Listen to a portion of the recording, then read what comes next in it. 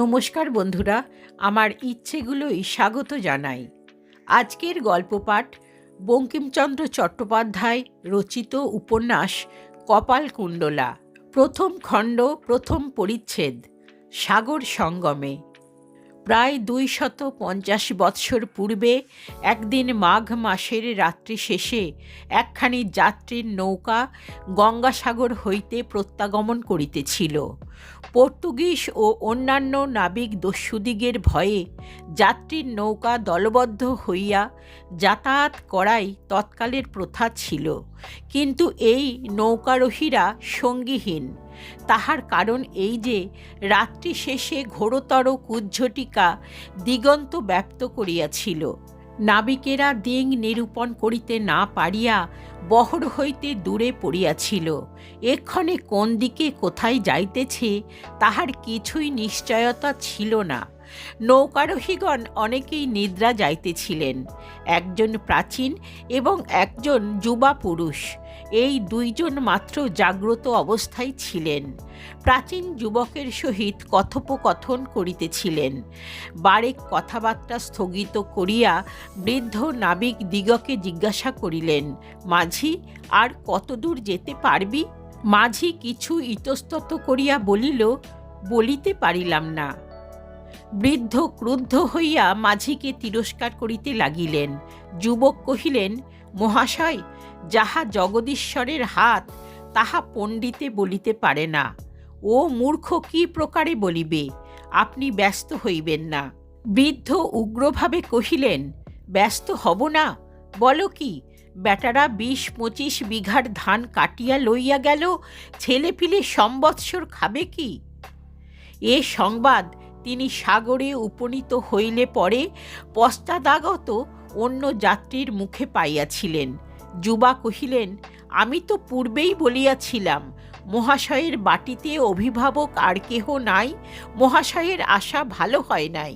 প্রাচীন পূর্ববৎ উগ্রভাবে কহিলেন, আসব না, 3 কাল গিয়ে এককালে ঠেকেছে, এখন পরকালের কর্ম করিব না তো কবে করিব? যুবা কহিলেন, যদি শাস্ত্র বুঝিয়া থাকি তবে তীর্থ দর্শনে যেরূপ পরকালের কর্ম হয়, বাটি বসিয়াও সেরূপ হইতে পারে। বৃদ্ধ কহিলেন, তবে তুমি এলে কেন? যুবা উত্তর করিলেন, আমি তো আগেই বলিয়াছি যে সমুদ্র দেখিব বড় স্বাদ ছিল, সেই জন্যই আসিয়াছি। পরে অপেক্ষাকৃত মৃদু স্বরে কহিতে লাগিলেন, আহা, কি দেখিলাম, জন্ম জন্মান্তরেও ভুলিব না। দূরদয়স চক্র নিভস্য তন্নী, তমালো তালি বন রাজি নীলা, আভাতি বেলা লবণাম্বু রাশে, দ্বারা নিবদ্ধেব কলঙ্ক রেখা। বৃদ্ধের শ্রুতি কবিতার প্রতি ছিল না। নাবিকেরা পরস্পর যে কথোপকথন করিতেছিল তাহাই এক তানমনা হইয়া শুনিতেছিলেন। একজন নাবিক অপরকে কহিতেছিল, ও ভাই, এ তো বড় কাজটা খারাপই হলো। এখন কি বারদরিয়ায় পড়লেম কি কোন দেশে এলেম তা যে বুঝিতে পারি না। বক্তার স্বর অত্যন্ত ভয় কাতর। বৃদ্ধ বুঝিলেন যে কোনো বিপদ আশঙ্কার কারণ উপস্থিত হইয়াছে। সশঙ্ক চিত্তে জিজ্ঞাসা করিলেন, মাঝি, কি হয়েছে? মাঝি উত্তর করিল না, কিন্তু যুবক উত্তরের প্রতীক্ষা না করিয়া বাহিরে আসিলেন। বাহিরে আসিয়া দেখিলেন যে প্রায় প্রভাত হইয়াছে। চতুর্দিকে অতি গাঢ় কুজ্ঝটিকায় ব্যাপ্ত হইয়াছে। আকাশ, নক্ষত্র, চন্দ্র, উপকূল, কোনো দিকে কিছুই দেখা যাইতেছে না। বুঝিলেন নাবিকদের দিগ্ভ্রম হইয়াছে। এক্ষণে কোন দিকে যাইতেছে তাহার নিশ্চয়তা পাইতেছে না। পাছে বাহির সমুদ্রে পড়িয়া অকুলে মারা যায়, এই আশঙ্কায় ভীত হইয়াছে। হিম নিবারণের জন্য সম্মুখে আবরণ দেওয়া ছিল, এজন্য নৌকার ভিতর হইতে আরোহীরা এ সকল বিষয় কিছুই জানিতে পারেন নাই। কিন্তু নব্য যাত্রী অবস্থা বুঝিতে পারিয়া বৃদ্ধকে সবিশেষ কহিলেন। তখন নৌকা মধ্যে মহা কোলাহল পড়িয়া গেল। যে কয়েকটি স্ত্রীলোক নৌকা মধ্যে ছিল তন্মধ্যে কেহ কেহ কথার শব্দে জাগিয়াছিল, শুনিবা মাত্র তাহারা আর্তনাদ করিয়া উঠিল। প্রাচীন কহিল, কেনারাই পড়ো, কেনারাই পড়ো, কেনারাই পড়ো। নব্য ঈষৎ হাসিয়া কহিলেন, কেনারা কোথা, তাহা জানিতে পারিলে এত বিপদ হইবে কেন? ইহা শুনিয়া নৌকারোহীদিগের কোলাহল আরও বৃদ্ধি পাইল।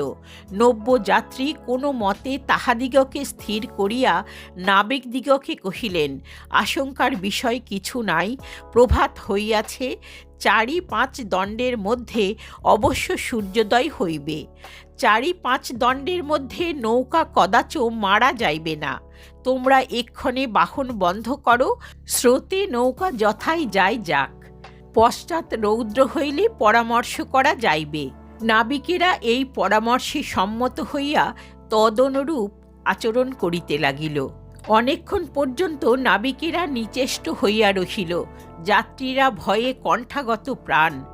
বেশি বাতাস নাই, সুতরাং তাহারা তরঙ্গ আন্দোলন কম্প বড় জানিতে পারিলেন না। তথাপি সকলেই মৃত্যু নিকট নিশ্চিত করিলেন। পুরুষেরা নিঃশব্দে দুর্গা নাম জপ করিতে লাগিলেন। স্ত্রীলোকেরা সুর তুলিয়া বিবিধ শব্দ বিন্যাসে কাঁদিতে লাগিল। একটি স্ত্রীলোক গঙ্গাসাগরে সন্তান বিসর্জন করিয়া আসিয়াছিল। ছেলে জলে দিয়া আর তুলিতে পারে নাই, সেই কেবল কাঁদিল না। প্রতীক্ষা করিতে করিতে অনুভবে বেলা প্রায় 1 প্রহর হইল। এমতো সময়ে অকস্মাৎ নাবিকেরা দরিয়ায় 5 পীরের নাম কীর্তিত করিয়া মহা কোলাহল করিয়া উঠিল। যাত্রীরা সকলেই জিজ্ঞাসা করিয়া উঠিল, কি কি মাঝি, কি হইয়াছে? মাঝিরাও এক বাক্যে কোলাহল করিয়া কহিতে লাগিল, রোদ উঠেছে, রোদ উঠেছে, ওই দেখো ডাঙা। যাত্রীরা সকলেই ঔৎসুক্য সহকারে নৌকার বাহিরে আসিয়া কোথায় আসিয়াছেন, কি বৃত্তান্ত দেখিতে লাগিলেন। দেখিলেন সূর্যপ্রকাশ হইয়াছে। কুজ্ঝটিকার অন্ধকার রাশি হইতে দিংমহল একেবারে বিমুক্ত হইয়াছে। বেলা প্রায় প্রহরাতীত হইয়াছে। যে স্থানে নৌকা আসিয়াছে সে প্রকৃত মহাসমুদ্র নহে, নদীর মোহনা মাত্র। কিন্তু তলায় নদীর যেরূপ বিস্তার, সেরূপ বিস্তার আর কোথাও নাই। নদীর এক কূল নৌকার অতি নিকটবর্তী বটে, এমনকি 50 হস্তের মধ্যগত, কিন্তু অপর কূলের চিহ্ন দেখা যায় না। আর যেদিকেই দেখা যায় অনন্ত জলরাশি চঞ্চল রবি রশ্মি মালা প্রদীপ্ত হইয়া গগন প্রান্তে গগন সহিত মিশিয়াছে।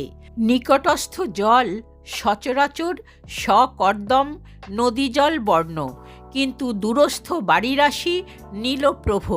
আরোহীরা নিশ্চিত সিদ্ধান্ত করিলেন যে তাহারা মহাসমুদ্রে আসিয়া পড়িয়াছেন। তবে সৌভাগ্য এই যে উপকূল নিকটে, আশঙ্কার বিষয় নাই। সূর্য প্রতি দৃষ্টি করিয়া দিক নিরূপিত করিলেন। সম্মুখে যে উপকূল দেখিতেছিলেন সে সহজেই সমুদ্রের পশ্চিম তট বলিয়া সিদ্ধান্ত হইল। তটমধ্যে নৌকার অনতিদূরে এক নদীর মুখ মন্দগামী কলধৌত প্রবাহবৎ আসিয়া পড়িতেছিল। সঙ্গমস্থলে দক্ষিণ পার্শ্বে বৃহৎ সৈকত ভূমিখণ্ডে নানাবিধ পক্ষীগণ অগণিত সংখ্যায় ক্রীড়া করিতেছিল। এ নদী এক্ষণে রসুলপুরের নদী নাম ধারণ করিয়াছে। আরোহীদিগের স্ফূর্তিব্যঞ্জক কথা সমাপ্ত হইলে নাবিকেরা প্রস্তাব করিল যে জোয়ারের বিলম্ব আছে। এই অবকাশে আরোহীগণ সমুখস্থ সৈকতে পাকাদি সমাপন করুন। পরে জলোচ্ছ্বাস আরম্ভেই স্বদেশাভিমুখে যাত্রা করিতে পারিবেন। আরোহীবর্গও এই পরামর্শে সম্মতি দিলেন। তখন নাবিকেরা তরী তীরলগ্ন করিলে আরোহীগণ অবতরণ করিয়া স্নানাদি প্রাতঃকৃত্য সম্পাদনে প্রবৃত্ত হইলেন। স্নানাদির পর পাকের উদ্যোগে আর এক নূতন বিপত্তি উপস্থিত হইল। নৌকায় পাকের কাষ্ঠ নাই। ব্যগ্র ভয়ে উপর হইতে কাষ্ঠ সংগ্রহ করিয়া আনিতে কেহই স্বীকৃত হইল না। পরিশেষে সকলের উপবাসের উপক্রম দেখিয়া প্রাচীন প্রাগুক্ত যুবাকে সম্বোধন করিয়া কহিলেন, বাপু নবকুমার, তুমি ইহার উপায় না করিলে আমরা এতগুলি লোক মারা যাই। নবকুমার কিঞ্চিৎ কাল চিন্তা করিয়া কহিলেন, আচ্ছা যাইব, কুড়ালি দাও, আর দা লইয়া একজন আমার সঙ্গে আইসো। কেহই নবকুমারের সহিত যাইতে চাহিল না। খাবার সময় বুঝা যাবে, এই বলিয়া নবকুমার কোমর বাঁধিয়া একাকী কুঠার হস্তে কাষ্ঠাহরণে চলিলেন। তীরোপরি আরোহণ করিয়া নবকুমার দেখিলেন যে যত দূর দৃষ্টি চলে তত দূর মধ্যে কোথাও বসতির লক্ষণ কিছুই নাই, কেবল বন মাত্র।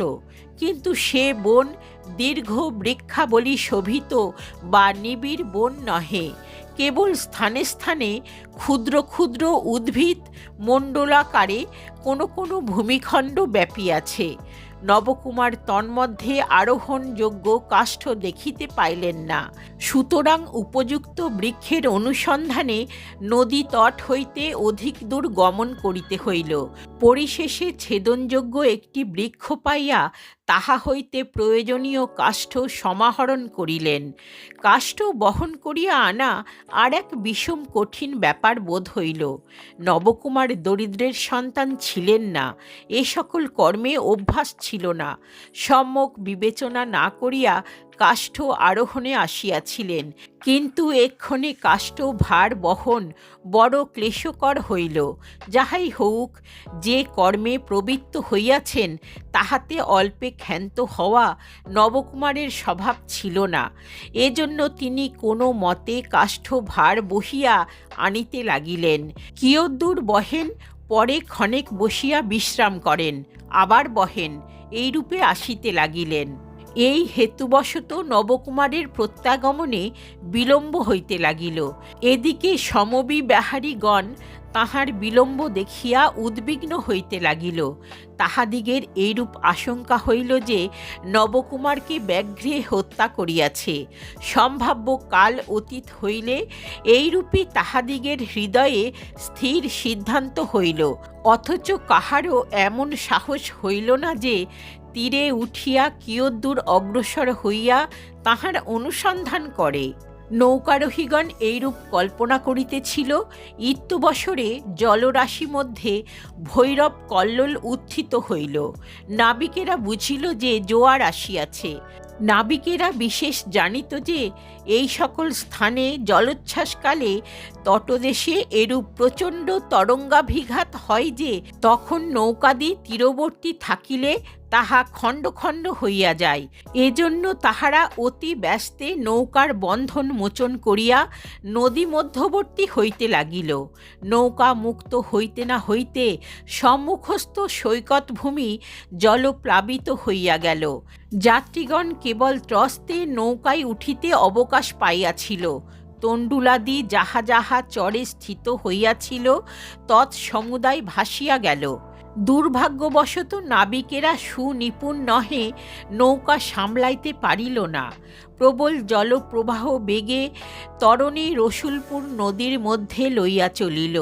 একজন আরোহী কহিল, নবকুমার রহিল যে।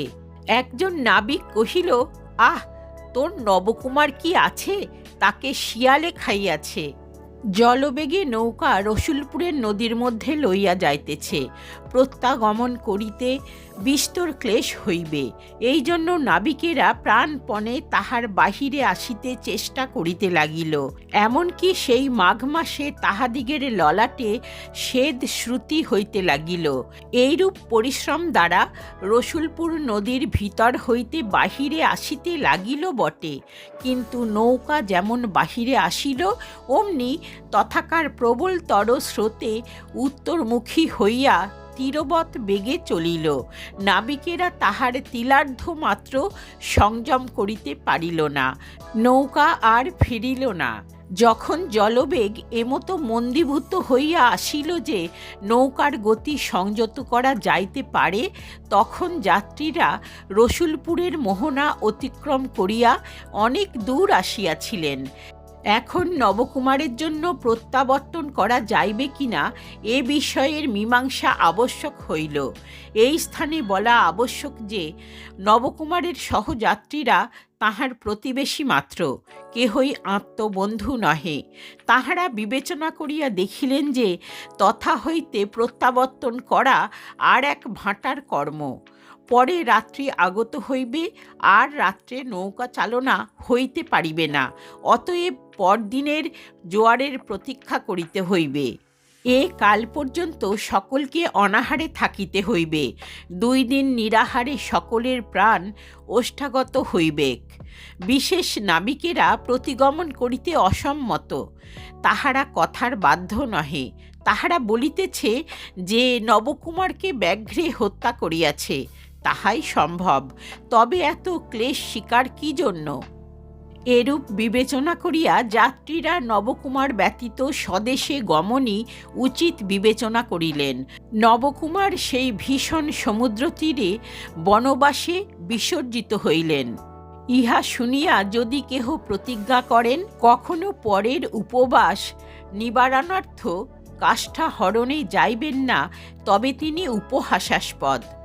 আত্মোপকারীকে বনবাসে বিসর্জন করা যাহাদিগের প্রকৃতি, তাহারা চিরকাল আত্মোপকারীকে বনবাস দিবে।